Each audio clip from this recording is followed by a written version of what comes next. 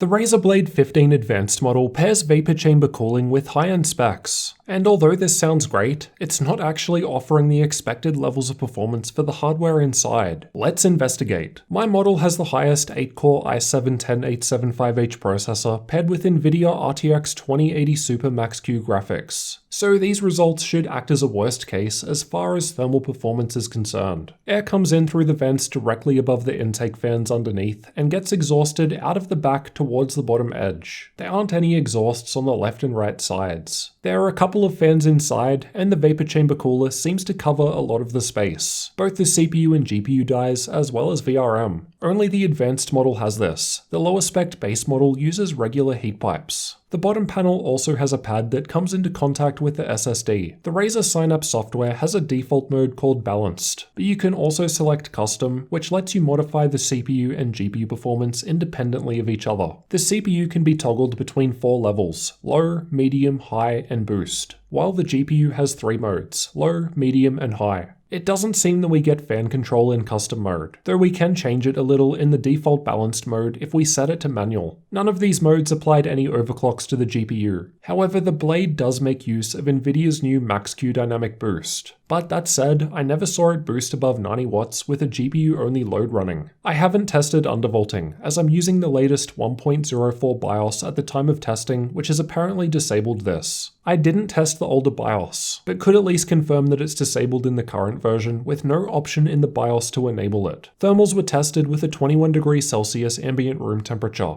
Idle results down the bottom were fine. Worst case stress tests were done with the AIDA64 CPU stress test with CPU only checked, and the Heaven benchmark at max settings at the same time, while gaming was tested with Watch Dogs 2, as I find it to use a good combination of processor and graphics. Before we look at the temperatures and clock speeds, I think it makes sense to first look at the power levels. The GPU seems to be capped to 80 watts in balanced and medium modes. Interestingly, with both the CPU and GPU set to low, the GPU would go to 85 watts, which may be due to Max-Q dynamic boost taking advantage of the processor using less power. Otherwise, the GPU would run at 90 watts when set to high mode. The CPU, on the other hand, was running at 25 watts in low mode, 35 watts in balanced or medium modes, 45 watts in high mode, then boost mode would push this above 50 watts, thermals permitting. When we look at the temperatures for these same tests, the default balanced mode wasn't too bad, but running with both the CPU and GPU set to low was cooler. Running both at medium increases temperatures, while setting both to high raises this further as expected. More power equals more heat. When we set the CPU to its highest boost mode though, it starts thermal throttling in the stress test. The game was intermittently hitting thermal throttle limits, but the average was still below the constant 95 degrees Celsius cap seen in the stress test. With the cooling pad in the stress test, the processor was still hitting thermal limits, though when gaming this did lower it by a couple of degrees. These are the average clock speeds while running the same tests. The GPU speeds are lowest in balanced and medium modes due to the 80 watt limit. The CPU clock speeds also follow what we saw in the power limits earlier. Higher speeds are possible with more power. The results are pretty similar to the Lenovo 7i that I recently tested, around 3.6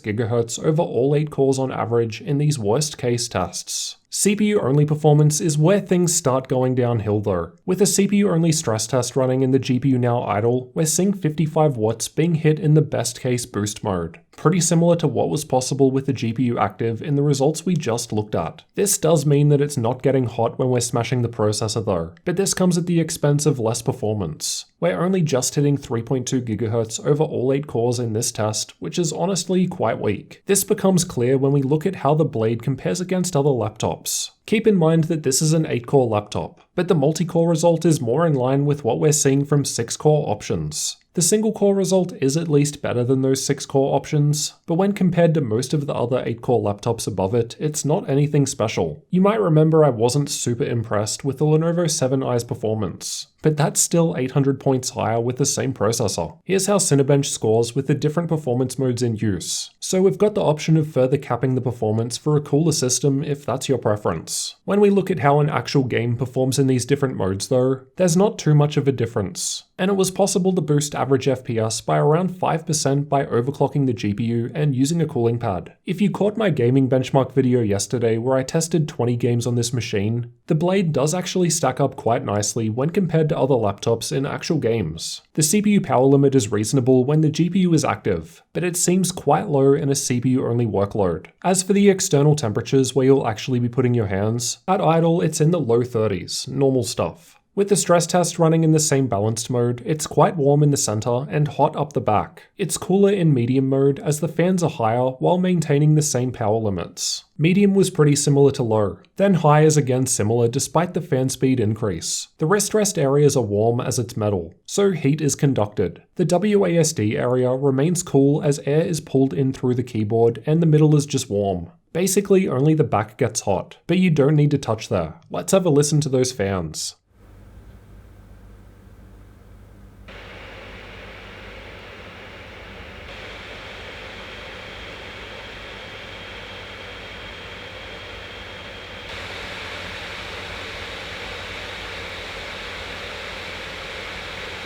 The fans were only just audible when idling. Balanced mode was running quieter than low and medium modes, which explains why balanced mode was running at higher temperatures despite the same power limits as medium mode. I found that manually setting max speed in custom mode was the same as using high plus high and boost plus high, which as a maximum volume is quieter than many others out there. As we've seen, the performance from the Razer Blade 15 Advanced in games is quite good. Despite having Nvidia's Max-Q dynamic boost, I wasn't seeing the 2080 Super Max-Q boosting above 90 watts. This is what others like the Zephyrus Duo 15 run at with dynamic boost disabled. I was expecting more like 100 to 105 watts in a GPU-only load, but never saw above 90. This is probably because the Blade is thinner than most others, and there's only so much power you can have in a smaller space. That's always going to be a trade-off. Additionally, Razer appears to be prioritizing a quieter system, well at least relatively quieter when compared to say the Duo 15 again, which is a fair bit louder. With boost plus high enabled in CPU plus GPU loads like gaming, the temperatures were getting up there with the vapor chamber cooler, so this combination may be why the GPU doesn't boost higher. The main issue I have with the Blade is the performance when under CPU only loads. It maxes out at 55 watts despite there being plenty of thermal headroom available. Just for context, the Lenovo 7i uses 60 watts for the mid-tier performance mode, while the Duo 15 also uses 60 watts for the mid-tier mode, then up to 90 in the highest mode. It makes sense to have a higher power limit for CPU-only tasks when the GPU is idle, but the Blade seems to just have the same power limit set regardless of whether or not the GPU is active, and this will negatively affect it in processor-intensive workloads like rendering or video editing. Sure enough, if we check out the results from the Puget Systems Photoshop benchmark, the Blade is near the bottom with much lower spec machines despite having higher specs inside. This is a CPU heavy test, but due to the 55 watt limit for the 8-core chip, we're getting beaten by a Surface Book with 1660 Ti Max-Q. In a workload that's more GPU heavy, like DaVinci Resolve though, the Blade is scoring much better and is closer to the top of the graph. It would be nice if this was modified in a future BIOS update, but yeah, no idea if that'll happen. It's also a little disappointing that Razer appears to have removed undervolting support in a BIOS update. To be fair, they definitely aren't alone in this, and it's likely due to the Plundervault security vulnerability, but others like MSI and Lenovo are at least giving the user the choice of enabling this through advanced BIOS settings, so it would be nice to see it return there. Anyway, let me know what you thought about the thermals from the Razer Blade 15 Advanced gaming laptop down in the comments. And if you're new to the channel, then make sure you get subscribed to find out everything about this machine in the upcoming full review video.